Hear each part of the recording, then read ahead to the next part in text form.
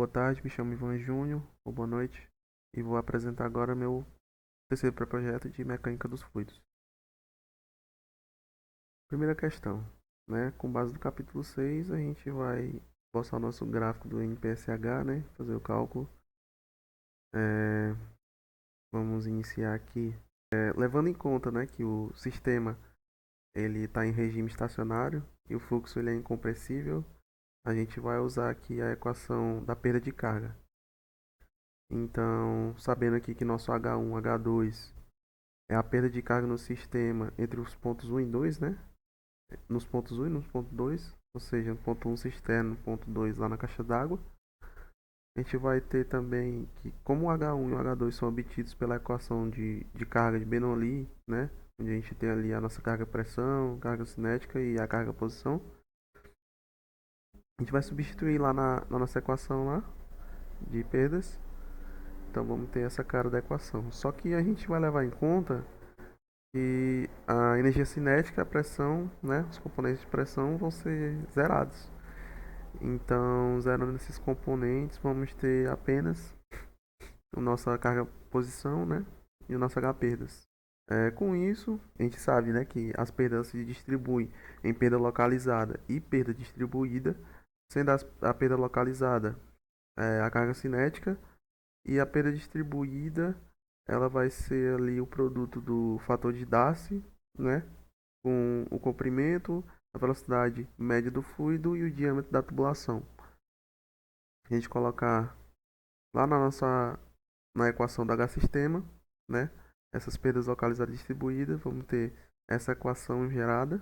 Nosso K vai ser o nosso coeficiente de perda localizada, que é um termo adimensional e tabelado, né? Como nosso sistema aqui ele vai ter dois cotovelos 90 graus, uma válvula de ângulo 3 T's. Vamos ter aqui o somatório, né, tabelado desses componentes, vai dar um 10,4 aproximadamente. Agora a gente vai calcular, assim, a gente pode calcular o fator de atrito de Darcy usando a fórmula de Culebrook, só que vai ser um pouco mais demorado. E eu optei agora por usar, para facilitar, né, os nossos cálculos, usar a fórmula simplificada de Haaland. E como queremos deixar tudo em função da vazão, precisamos adaptar a fórmula. Para isso, a gente vai ter que mexer no número de Reynolds, que pode ser escrito nos termos de Q. E isso tudo fica mais prático para a gente poder utilizar.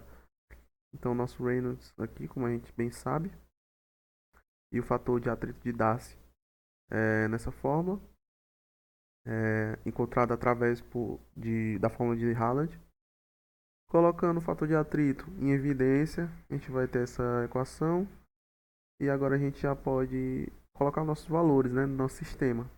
Substituindo os valores, a gente consegue simplificar alguns termos. E agora, né, paralelo a isso, a gente tem a fórmula da perda de carga. A gente vai calcular o NPSH, né, que é basicamente a energia mínima que precisa ter na entrada da bomba para evitar o líquido vaporize, né, e cause cavitação. E é legal que a gente vai expressar o NPSH em função da vazão para que fique mais fácil de analisar as diferentes situações. Nosso NPSH, essa forma, como a gente pode ver, né? Onde a gente tem a nossa carga de pressão de entrada, né? A nossa carga de sucção aqui, o nosso Roger. E o nosso termo de carga-pressão, ele pode ser encontrado na equação da energia, da seguinte maneira. Considerando que a velocidade da água da cisterna ela é nula, né? Vamos desprezar esse termo. E também a gente vai isolar o termo de pressão, de sucção, resultando no seguinte equação. Agora, substituindo os valores, né? Considerando aí que Fortaleza está no nível do mar, ou seja, a pressão atmosférica, né? Vai ter ali em volta de... Aí a gente vai ter a variação de altura igual a -2. A gente botando aqui na nossa equação, conseguimos substituir o P de sucção pela equação encontrada anteriormente, né, da velocidade.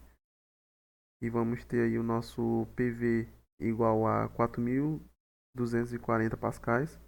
que é a pressão de vapor da água na temperatura de 30 graus Celsius. Aí a gente vai ter aqui, adicionando os valores, simplificando e resolvendo a nossa equação, o nosso valor de NPSH e plotando o nosso gráfico. Plotando ele, a gente tem essa curva aparente do nosso NPSH e o nosso H sistema.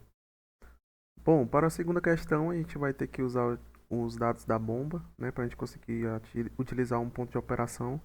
Então, pegando aqui os dados da bomba, né, pegando como referência de um terço de CV, a gente vai conseguir aí fazer a nossa interpolação de acordo com os dados, né, com aquela curva, pegando pontos de referência como o de 32 e o de 15. A gente consegue fazer uma interpolação até chegar na nossa equação do NPSH do sistema, né? Então, prosseguindo, a gente também consegue fazer a interpolação para conseguir o NPSH requerido. Então, a gente plotando o nosso gráfico, conseguimos então o nossa curva, né? Mesclando também com o gráfico da questão anterior, com o H da bomba, o H do sistema, o NPSH do sistema e o requerido, a gente vê que eles se cruzam após o cruzamento do H da bomba e do sistema, o que a gente infere que não haverá cavitação, né? Aqui só uma representação gráfica, né, do NPCH requerido e o disponível, né, onde a gente pode inferir os limites que teriam cavitação ou não. Então, após o cruzamento, quando a gente tiver um NPCH requerido maior do que o NPCH disponível, a gente vai haver o problema da cavitação na nossa bomba. E agora, só para a gente representar, né, o nosso cálculo, vou mostrar aqui uma planilha.